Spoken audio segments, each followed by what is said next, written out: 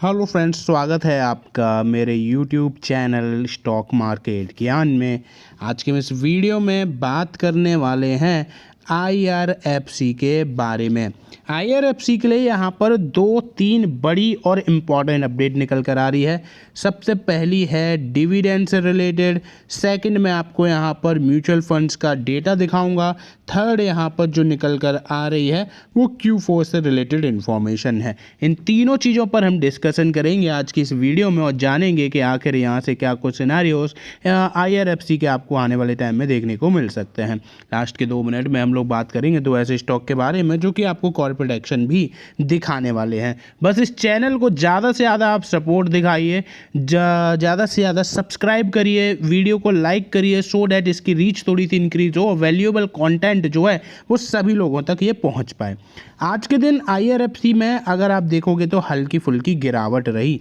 Share 120 से अब नीचे ट्रेड कर रहा है और 119 रुपये पर आपको यहाँ पर शेयर की क्लोजिंग देखने को मिली।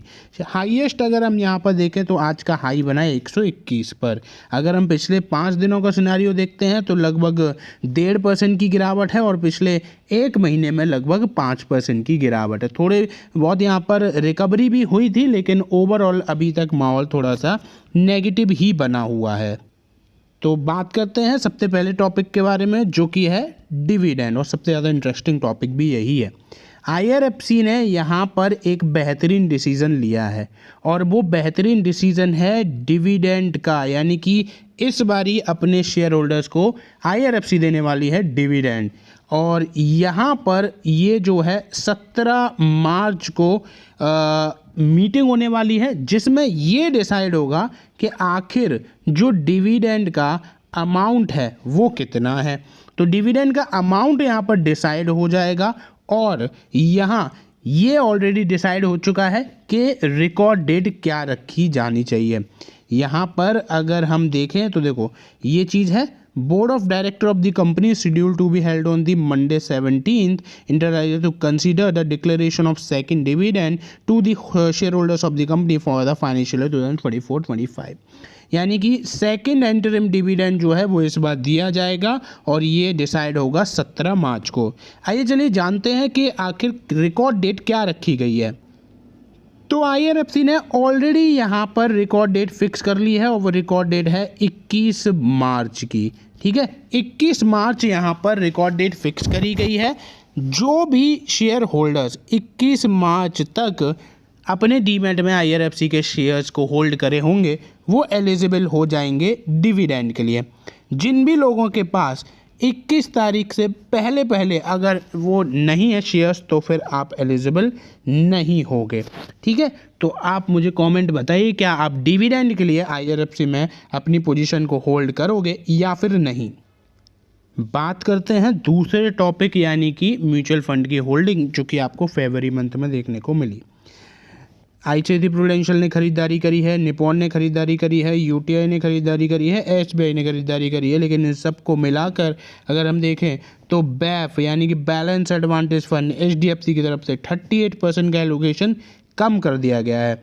फिर 1, 2, 3, 6, 7, 5%, हाँ कोटक ने अपने अल्फ़ा 50 ETF में 18-19% से होल्डिंग्स को बढ़ा दिया है।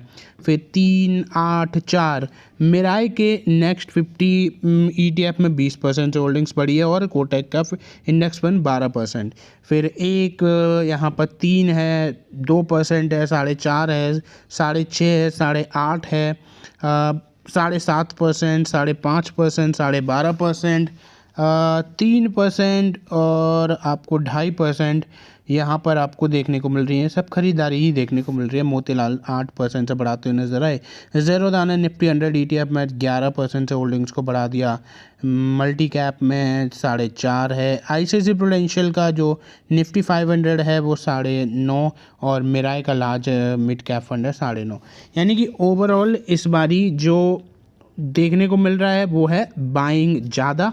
ठीक है, मोस्टली फंड हाउस इसमें बाइंग करते हुए नज़र आए।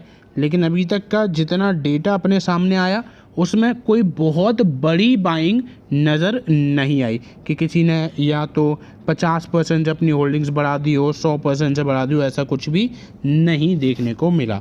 तो ये आपके सामने मैंने रख दिया म्यूचुअल फंड्स का डेटा।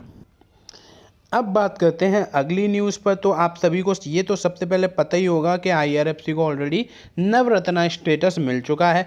नवरत्न स्टेटस मिलने का मतलब है कंपनी के पास अब और ज़्यादा लिबर्टी बढ़ गई है। अब वो अपने डिसीजंस और ज़्यादा बड़े स्केल पर बिना किसी अप्रूवल के ले सकते हैं।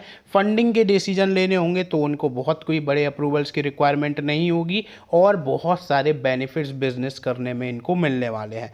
सेकंड चीज़ निकल कर आती है, कंपनी ने अपने एक नोटिस के थ्रू जानकारी दी है कि वो अपना बोर्ड के लिए 48 घंटे तक जो ट्रेडिंग विंडो है इनसाइडर ट्रेडिंग वो उसको बंद रखने वाले हैं और ये ट्रेडिंग विंडो 11 मार्च से बंद कर दी जाएगी और जब तक इनके Q4 के रिज़ल्ट डिक्लेयर नहीं होंगे उसके 2 दिन यानी कि 48 आवर्स तक ये जो ट्रेडिंग विंडो है वो बंद रहेगी। तो यहाँ पर ये तैयारी हो चुकी है Q4 के रिज़ल्ट की और नोटिस के थ्रू जानकारी दे दी गई है। तो ये सारी इन्फॉर्मेशन निकल कर आ रही थी IRFC से रिलेटेड जो कि मैंने आपके साथ इस वीडियो में शेयर करी है। अब बात कर लेते हैं 2 ऐसे स्टॉक के बारे में जो कि आपको कॉर्पोरेट एक्शन दिखाने वाले हैं। तो पहला जो स्टॉक निकल कर आता है इसका नाम है KBC ग्लोबल। कंपनी आपको 1:1 का दे रही है बोनस यहाँ पर आपको रिकॉर्ड डेट देखने को मिलेगी 28 मार्च।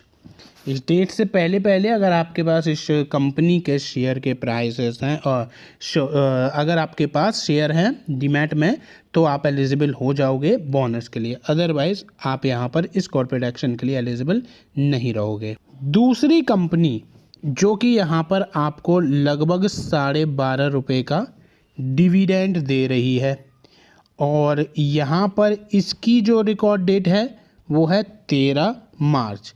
तो अगर आपके पास 13 मार्च तक इस पर्टिकुलर कंपनी के स्टॉक्स हैं तो आप एलिजिबल हो जाओगे 12.5 रुपये के डिविडेंड के लिए। कंपनी का नाम है GR इंफ्रा प्रोजेक्ट, ठीक है। तो यहाँ जो मैंने आपको कॉर्पोरेट एक्शन बताया इसका मतलब ये नहीं है कि आपको जाकर बाइंग कर लेनी है, ये जस्ट इस पर्पज़ से मैंने आपको बताया कि मार्च में आपको इन दोनों कंपनीज़ में जो कॉर्पोरेट एक्शन है वो देखने को मिल रहा है।